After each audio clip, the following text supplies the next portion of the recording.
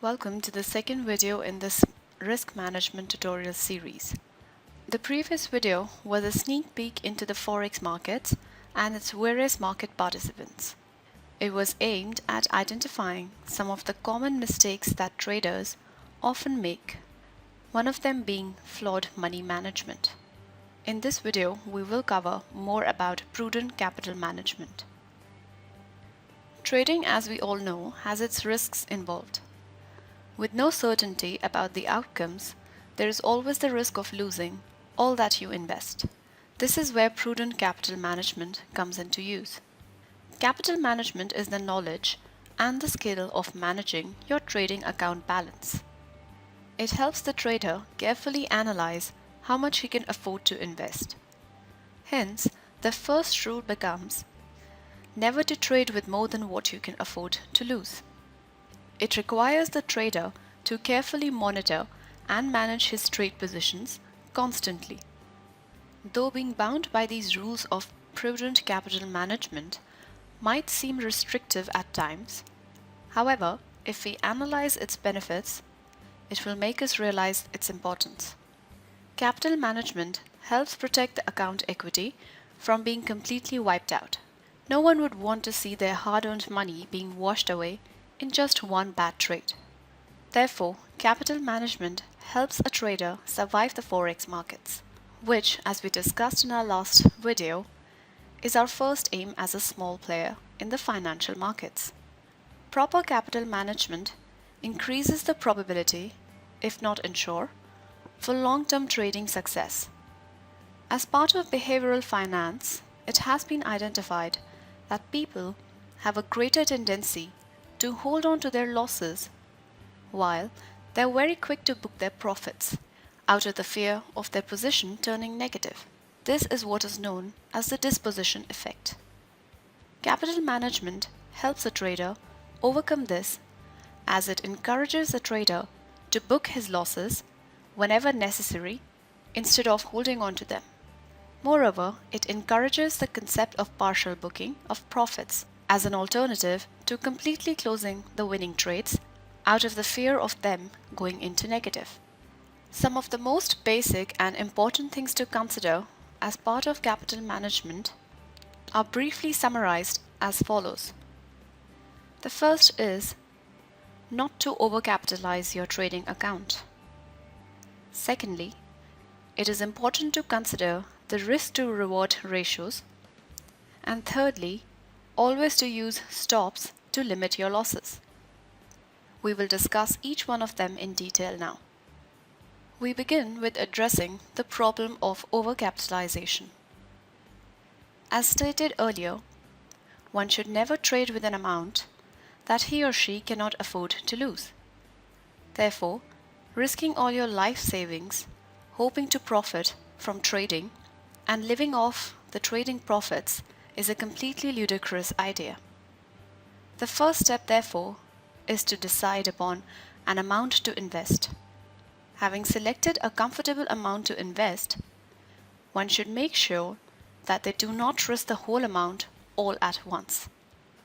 Start off by risking only a small fraction of your account balance, preferably 2 to 3% per trade, and try not to lose more than 10% of your account as your maximum drawdown.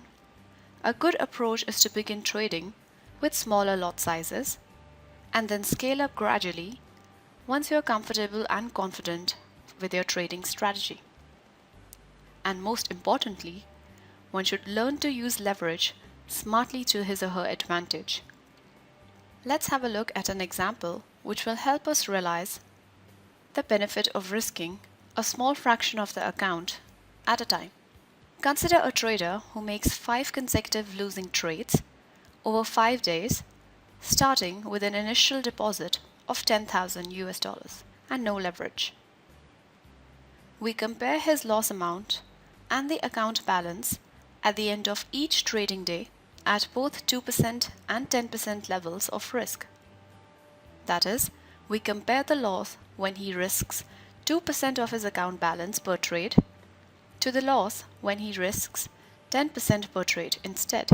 As you would notice, By the end of 5 days, he lost less than $1,000 at the 2% risk rate.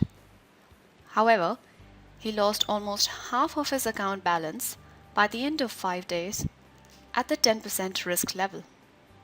This explains why it is important to risk only a small fraction of your account balance per trade. Similarly, as we discussed about not losing more than 10% of your total account balance, a maximum drawdown of anything more than 10% becomes extremely hard to overcome. The table below illustrates this point. We consider a trader who starts trading with an initial deposit of $10,000 on his account. As you would notice, after the trader lost 10% of his account balance was left at $9,000, and the amount to recover was $1,000, which is 11% of his leftover account balance. If, however, he would have lost 25% of his account balance, the amount to recover would be $2,500, which comes out to be 33% of the account balance left after losing $2,500. Similarly, as the amount or the percentage of the account balance lost increases, the amount to recover also increases, both in absolute terms as well as a percentage of the account balance left over.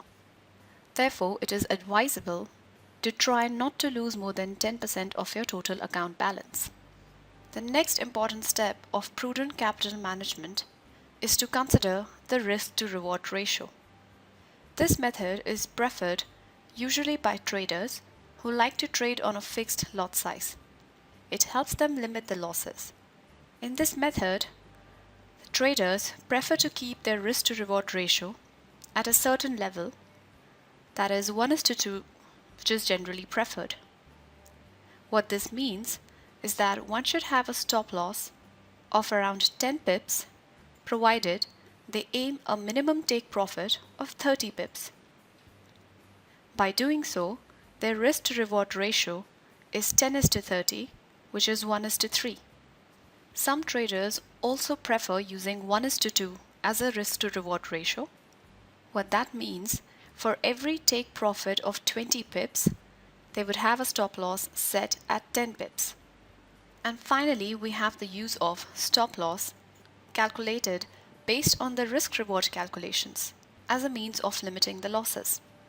Assuming that a trader risks at most 2% of his total equity at any given point in time, like we discussed in the first case. So for an account with an initial deposit of 10,000 and a leverage of 100:1, we consider a trader trading one standard lot, that is a 100,000 position. Since the trader only wishes to risk at most 2% of his account balance, that is 10,000, this amount comes out to be $200. Therefore, in the absolute terms, the trader does not want to lose more than $200 on his trade position. The appropriate lot size that he should trade can be calculated using the formula equity times risk percentage that the trader is willing to risk, the product of that divided by the contract size, the result multiplied by the leverage. Putting these values into the formula, we get that the appropriate lot size for the trader in this case comes out to be 0.20. Thus, the trader can either open a single trade of 0.20 lot size, or he can open several trades that sum together to be 0.20. So since the trader can have at most 0.20 lots open on his trading account when his account equity is 10,000, we calculate in terms of the pips. Since the pip value on one mini lot, that is 0.10, is $1 for pairs like Euro USD or the AUD USD, for 0.20 lot size, this value comes out to be $2 per pip. Therefore, each pip lost or gained is worth $2. Considering the maximum absolute amount which the trader is willing to lose as $200, the total number of pips that he can afford to lose comes out to be the absolute amount divided by the value per pip, that is 200 divided by 2, which comes out to be 100 pips. Therefore, if the trader has one trade position on 0.20 size open on his account and he wishes not to lose more than 2% of his account equity at any point of time, he can only afford to lose 100 pips on his trade position. So he should ideally set his stop loss 100 pips away from his open price. So these are some of the ways one can incorporate in their trading activities to help manage their capital better. Hope this tutorial was of use for you. Thank you for taking the time to watch this video.